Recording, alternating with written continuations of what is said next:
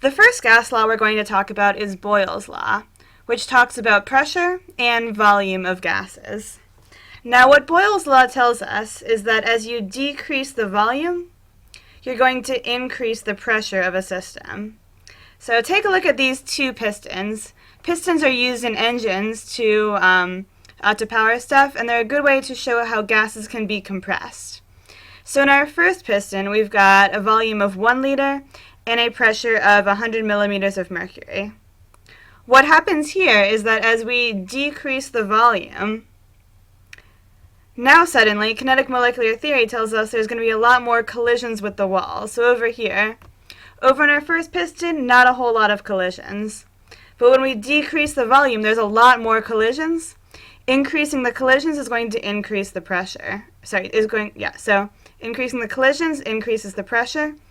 Suddenly our pressure is going to be 200 millimeters of mercury. So what Boyle's law tells us is that as you decrease the volume, you're going to increase the pressure, and vice versa.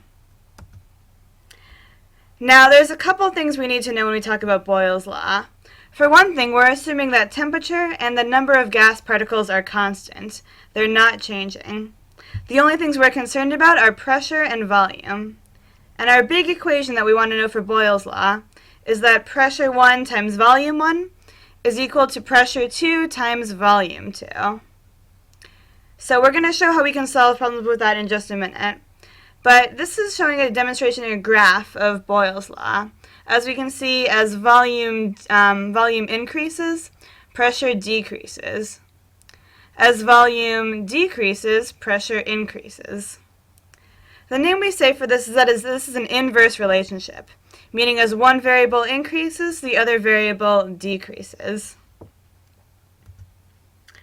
So let's say, again, looking at our first sample problem, we've got a 3.5 liter balloon, and the pressure is going to be 1.5 atm, atmosphere. Now we're going to say what's going to happen to the volume if pressure is decreased to 0.45 atmospheres. So to do this, we're going to use our equation for Boyle's law. First off, we know our volume 1, we know our pressure 1, and we know our pressure 2.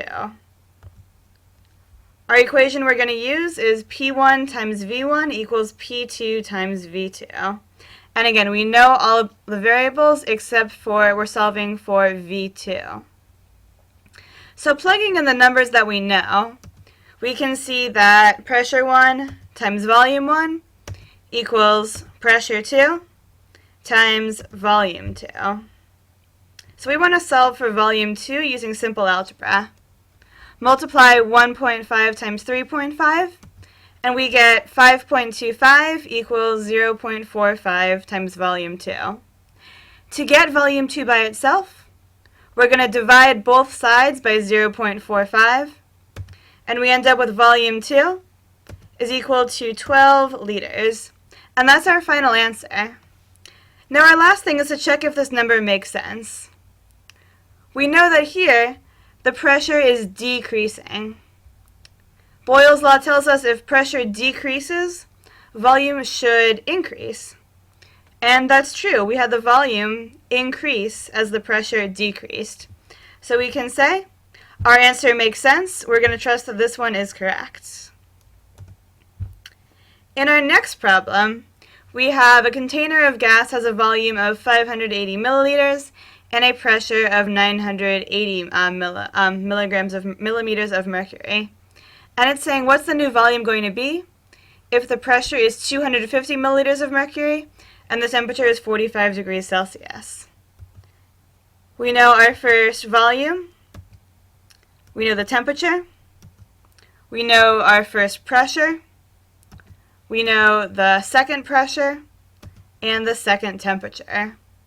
Now the first thing is to only use the variables that we need. Boyle's law tells us that the temperature remains constant, which means we don't care if it's 45 degrees Celsius.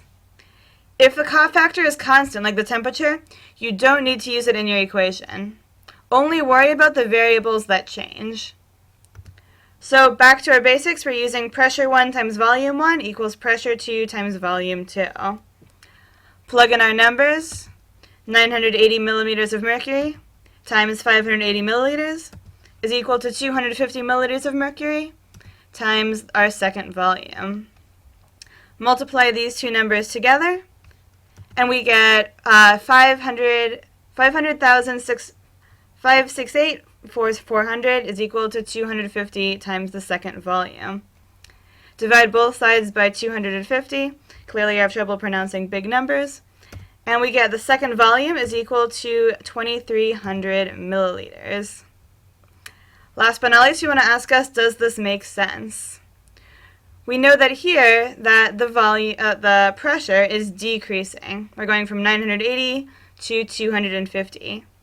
So as pressure decreases, the volume should increase. And that's true. We started out with 580. We end up with 2,300. So we can say this answer makes sense. And that's it for Boyle's Law. Check in with Charles' Law tomorrow.